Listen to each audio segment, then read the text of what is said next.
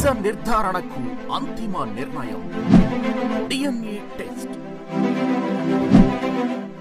ఉన్నది ఉన్నట్లుగా వాస్తవాలను శోధించి వివరించే మన డిఎన్ఏ టీవీ, మన రాష్ట్రం, మన ఛానల్. సార్, మీరు సమాచార శాఖ మంత్రిగా కూడా ఉన్నారు.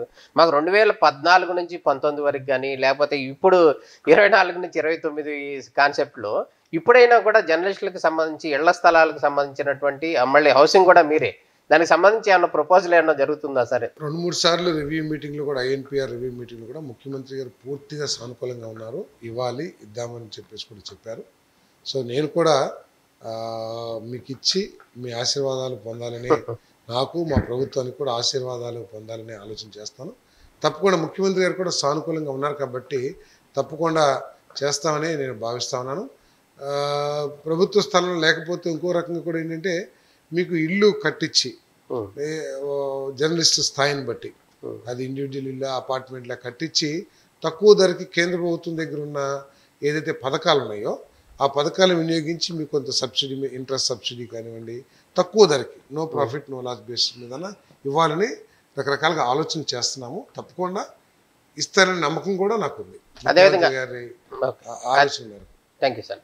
అదేవిధంగా అక్రిడేషన్స్, జర్నలిస్టులకు సంబంధించి అక్రిడేషన్స్ విషయంలో కూడా ఏమన్నా ముందడుగు వేస్తున్నారా? దాని మీద ఏమన్నా ప్రపోజల్స్ జరుగుతున్నాయా? ఎందుకు లేట్ అవుతుంది సార్? 100% ముందడుగే, దాంట్లో ఎక్కడ కూడా ఏం లేదు. అంటే ఎందుకు కొంత ఆలస్యం ఏంటంటే, కొంత వైడ్గా చర్చిద్దాం. ఎందుకంటే పోయినసారి 22,000 మందికి గత ప్రభుత్వం, చంద్రబాబు గారి ప్రభుత్వం ఇస్తే దాన్ని 13,000కో 12,000కో కుదించి తగ్గించారు. దాన్ని ఏదో స్వంత వ్యవహారంగా గత ప్రభుత్వం చేసింది. వాళ్ళకి కావాల్సిన వాళ్ళకి ఇవ్వటం, ఇష్టం లేని వాళ్ళకి తక్కువ ఇస్తాం, ఆ రూల్స్ కూడా ఇష్టం వచ్చినట్టు పెట్టింది. దాని మీద కొంచెం వైడ్ డిస్కషన్స్ చేయాలన్న ఆలోచనలో ఆ డిస్కషన్స్ కొద్దిగా ఆలస్యమైంది. అందుకే 2 నెలల ముందు ఎక్స్టెండ్ చేశాము. తర్వాత మొన్న నిన్న క్యాబినెట్కి పెట్టాలని ఆలోచన చేశాం.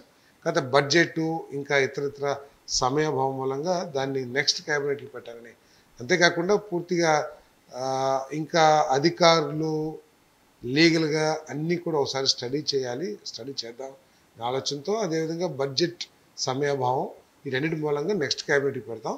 అందుకనే ఈసారి మళ్ళీ ఎక్స్టెండ్ చేసే అవసరం రాకోకుండా 3 నెలలు ఇచ్చేస్తే ఈ లోపల చేసాం. అంతేగాని ఎక్కడ కూడా వేరే ఆలోచన లేదు.